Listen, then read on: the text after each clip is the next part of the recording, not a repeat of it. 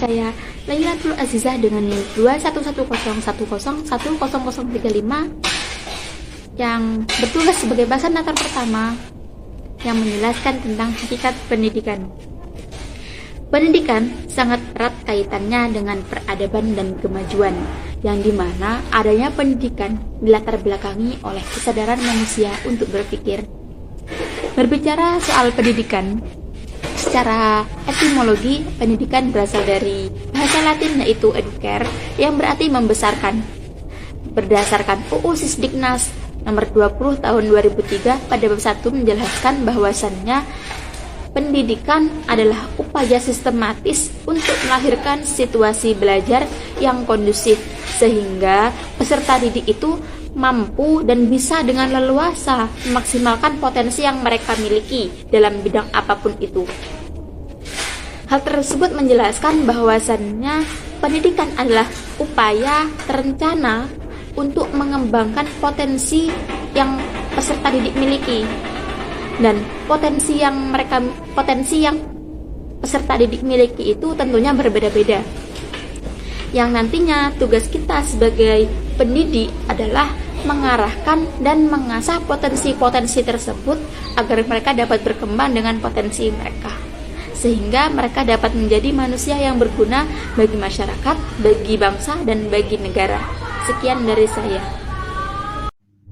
Nama saya Diajeng Juwita Ningrum, NIM T2019-1335. Di sini saya sebagai pemateri kedua yang akan menjelaskan mengenai hakikat pendidikan.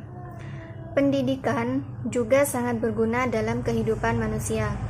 Menurut Agus Taufik, pendidikan setidak-tidaknya memiliki ciri sebagai berikut. Yang pertama, pendidikan merupakan proses mengembangkan kemampuan, sikap, dan bentuk-bentuk tingkah laku lainnya di dalam masyarakat di mana dia hidup. Yang kedua, pendidikan merupakan proses sosial di mana seseorang dihadapkan pada pengaruh lingkungan yang terpilih dan terkontrol, khususnya yang datang dari sekolah, untuk mencapai kompetensi sosial dan pertumbuhan individual secara optimum. Yang ketiga, pendidikan merupakan proses pengembangan pribadi atau watak manusia. Dari beberapa uraian di atas inilah, maka pendidikan yang menanamkan nilai-nilai positif akan tepat dimulai ketika anak usia dini. Dengan demikian, pendidikan bagi peserta didik yang masih kecil merupakan landasan yang tepat sebelum masuk pada pendidikan yang lebih tinggi. Pendidikan pada anak usia dini merupakan pendidikan awal yang sesuai dengan tujuan untuk mengembangkan sosialisasi anak, menumbuhkan kemampuan sesuai dengan perkembangannya, mengenalkan lingkungan kepada anak, serta menanamkan disiplin, karena secara tidak langsung dapat menanamkan atau mentransfer nilai-nilai moral dan nilai-nilai sosial kepada anak. Baik, Assalamualaikum warahmatullahi wabarakatuh. Bismillahirrahmanirrahim. Perkenalkan, nama saya Haryadi dengan NIM 21210101072. Baik, di sini saya sebagai pemateri yang kedua, yang dimana akan menjelaskan mengenai tujuan dari pendidikan. Baik, sebelum kita kepada tujuan pendidikan, sebaiknya kita harus mengetahui mengenai peran penting pendidikan, yang dimana merupakan salah satu hal terpenting dalam kehidupan seseorang. Jadi pendidikan adalah yang menentukan dan menuntun masa depan dan arah hidup seseorang. Walaupun tidak semua orang berpendapat seperti itu, namun pendidikan telah menjadi kebutuhan manusia yang nomor satu, karena bakat dan keahlian seseorang akan terbentuk dan terasa itu melalui pendidikan. Pendidikan juga umumnya dijadikan tolak ukur kualitas seseorang. Setelah kita mengetahui peran penting dari pendidikan, adapun tujuannya secara umum, tujuan pendidikan adalah menjiwai pekerjaan pendidik dalam segala waktu dan keadaan. Jadi tujuan umum ini dirumuskan dengan memperhatikan hakikat kemanusiaan yang universal. Kemudian di mana menurut Levengel, tujuan umum pendidikan adalah kedewasaan. Sedangkan secara khusus, tujuan pendidikan ini yaitu pengkhususan dari tujuan umum atas dasar beberapa hal yang diantaranya satu, perbedaan individual pada si terdidik. Yang kedua, perbedaan lingkungan, keluarga dan masyarakat. Yang ketiga, perbedaan yang berhubungan dengan tugas lembaga pendidikan. Dan yang terakhir adalah perbedaan yang berhubungan dengan pandangan atau falsafah hidup suatu bangsa. Kemudian ada juga yang berpendapat bahwasannya menurut Ken McElroy, tujuan adalah langkah pertama menuju kesuksesan. Dan tujuan juga bisa diartikan sebagai kunci menuju ke dalam sebuah kesuksesan seperti itu. Nah, sedangkan tujuan dari pendidikan yaitu adalah untuk mencapai keseimbangan pertumbuhan kepribadian manusia atau peserta didik secara menyeluruh dan seimbang. Nah, yang dimana yang dilakukan melalui latihan jiwa, akal pikiran, diri manusia yang rasional, perasaan dan indera, seperti itu. Nah, kemudian tujuan pendidikan juga mengarah untuk mencerdaskan kehidupan bangsa dan mengembangkan manusia Indonesia seutuhnya atau yang disebut insan kamil, seperti itu. Yaitu manusia yang beriman, bertakwa kepada Tuhan Yang Maha Esa dan berbudi pekerti luhur serta memiliki pengetahuan dan keterampilan. Seperti itu. Kemudian menurut Undang-Undang Nomor 20 tahun 2003 tentang Sistem Pendidikan Nasional pasal 3 bahwasannya tujuan pendidikan itu adalah mengembangkan potensi peserta didik agar menjadi manusia yang beriman dan bertakwa kepada Tuhan Yang Maha Esa, berakhlak mulia, sehat, berilmu, cakap, kreatif, mandiri dan menjadi warga negara yang demokratis serta bertanggung jawab. Itu menurut Undang-Undang Nomor 20 tahun 2003 tentang Sisdiknas pasal 3. Kemudian sifat tujuan pendidikan yang pertama adalah normatif. Kenapa? Karena mengandung unsur norma yang bersifat memaksa, akan tapi tidak bertentangan dengan hakikat perkembangan peserta didik. Kemudian tujuan pendidikan juga bersifat abstrak, karena tujuan pendidikan memuat nilai-nilai yang sifatnya itu abstrak, dalam artian tidak kelihatan panca indera, tapi bisa dihayati dan dipahami oleh pemiliknya, seperti itu. Kemudian dilihat dari kedudukannya. Tujuan pendidikan merupakan komponen yang amat vital karena semua komponen pendidikan diarahkan pada pencapaian tujuan pendidikan. Seperti itu. Kemudian lanjut pada sejarah ya. Jika kita melihat sejarah bangsa Yunani, tujuan pendidikan ialah ketentraman. Sedangkan menurut Islam, tujuan pendidikan itu adalah membentuk manusia supaya sehat, cerdas, patuh, dan tunduk kepada perintah Tuhan serta menjauhi larangannya. Seperti itu. Kemudian di sisi lain, tujuan pendidikan adalah seperangkat hasil pendidikan yang dicapai oleh seseorang setelah diselenggarakan kegiatan pendidikan. Jadi seluruh kegiatan pendidikan, yakni bimbingan, pengajaran atau latihan, itu diarahkan untuk mencapai tujuan pendidikan itu.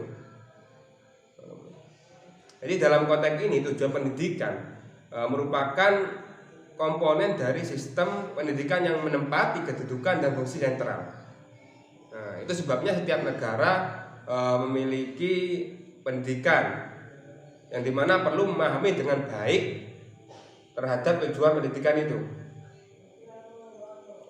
Sekian mungkin dari saya seperti itu. Yang selanjutnya akan disampaikan oleh materi yang ketiga. Baik, wallahu a'lam bishawab. Assalamualaikum warahmatullahi wabarakatuh. Assalamualaikum warahmatullahi wabarakatuh. Nama saya Karina Stefaningrum dengan NIM 212101010041. Di sini saya akan menjelaskan tentang beberapa pengertian tujuan pendidikan menurut para ahli atau tokoh. Di antaranya yaitu yang pertama menurut Ki Hajar Dewantoro, beliau berpendapat bahwa tujuan pendidikan adalah mendidik anak agar menjadi manusia yang sempurna hidupnya, yaitu kehidupan dan penghidupan manusia yang selaras dengan alamnya atau kodratnya dan masyarakatnya. Kemudian yang kedua, menurut Johann Amos Comenius yang merupakan tokoh aliran realisme pendidikan, berpendapat bahwa tujuan pendidikan adalah membentuk manusia yang mempunyai pengetahuan, kesusilaan, dan kesalehan sebagai persiapan untuk kehidupan di akhirat. Kemudian yang ketiga, John Locke yang merupakan tokoh aliran empirisme dalam pendidikan, berpendapat bahwa tujuan pendidikan adalah membentuk manusia yang gentleman. Kemudian yang keempat, J.J. Rousseau yang merupakan tokoh aliran naturalisme, berpendapat mengenai tujuan pendidikan yakni mempertahankan kebaikan yang ada pada manusia, membentuk anak menjadi anggota masyarakat yang natural.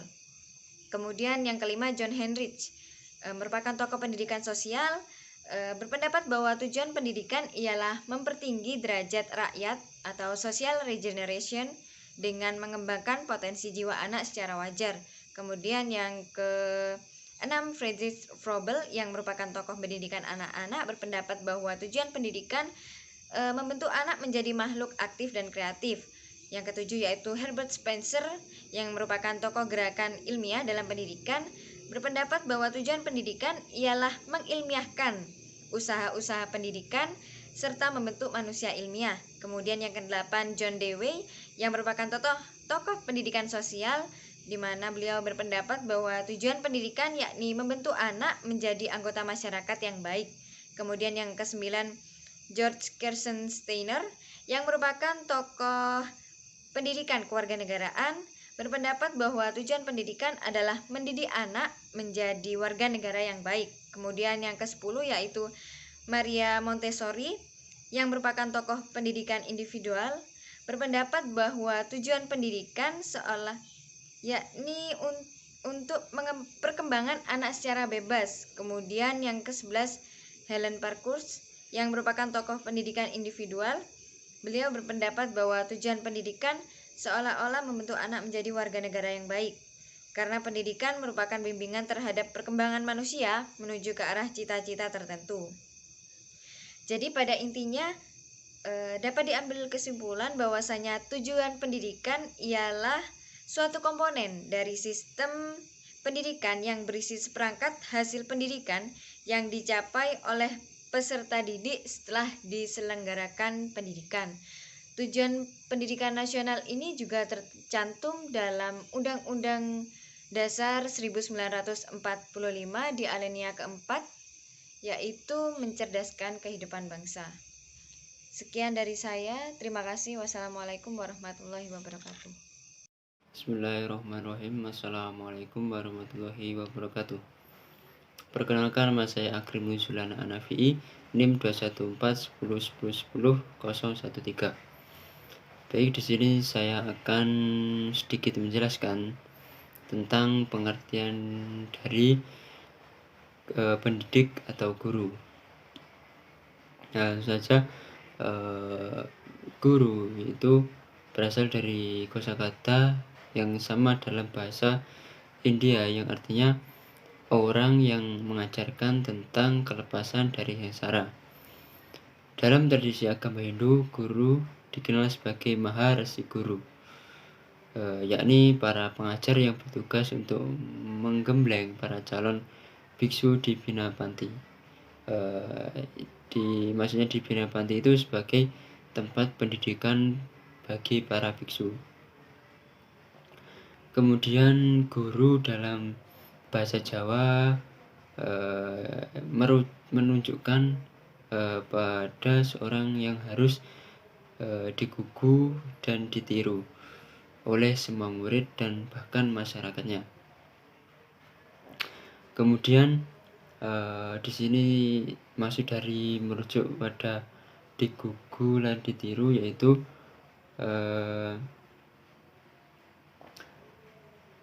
seorang guru harus segala yang disampaikan olehnya senantiasa dipercaya dan diyakini sebagai kebenaran oleh semua murid. Kemudian seorang guru harus ditiru, artinya seorang guru harus menjadi suri teladan panutan bagi semua muridnya.